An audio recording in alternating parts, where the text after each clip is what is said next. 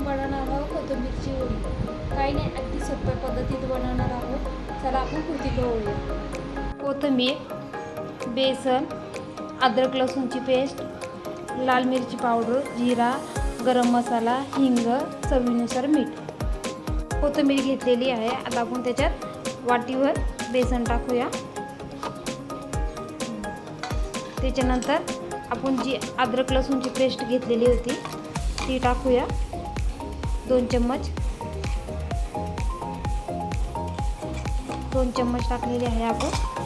आणि जे मसाले घेतलेले होते आपण, हिंग, गरम मसाला, जिरे, लाल मिरची आणि मीठ चवीनुसार, ते टाकूया याच्यात।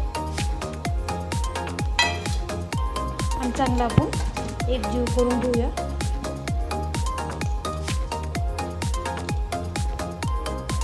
अर्धा चम्मच हळद, काही हळद टाकायला विसरले होते मी तुम्हाला, टाकून एकजीव करून घेऊया।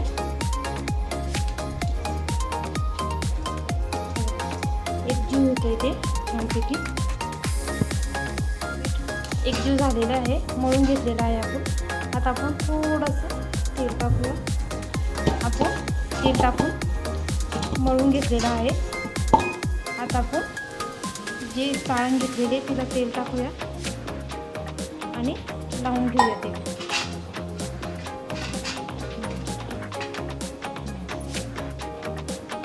आता आपण हे मुंडे करून घेऊया। असं करून असं तयार झालेले आहे। आता आपण कढई घेतलेली आहे, कढईत पाणी ठेवलेलं आहे, पाण्याला उकळी आलेली आहे। आता आपण हे उंडे याच्यात ठेवूया। ठेवले, गॅस फास्ट करूया। आपण उंडे ठेवलेले, त्याच्यावर झाकण ठेवूया।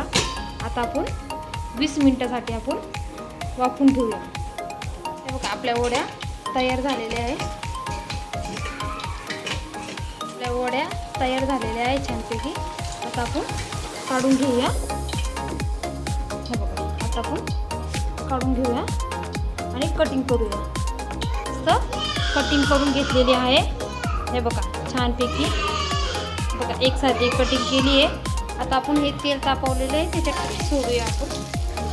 हे बघा, मस्त तेलात एक एक करून सोडूया।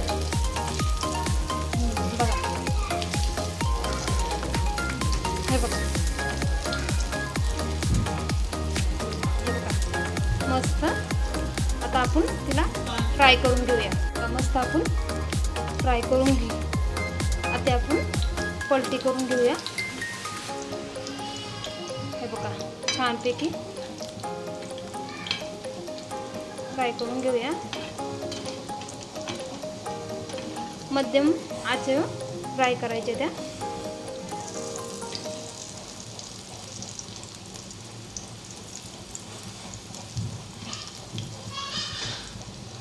छानपैकी आपल्या वड्या तळून झालेल्या आहे।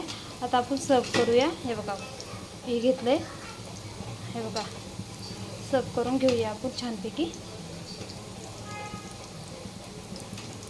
हे बघा,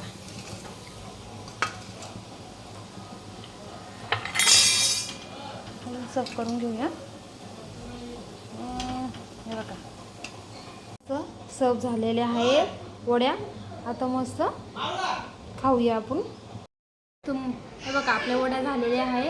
हे बघा, छानपैकी कलर पण छान आलेला आहे। तुम्हाला माझ्या रेसिपी आवडत असेल तर लाईक आणि सबस्क्राईब करायला विसरू नका। थँक्यू।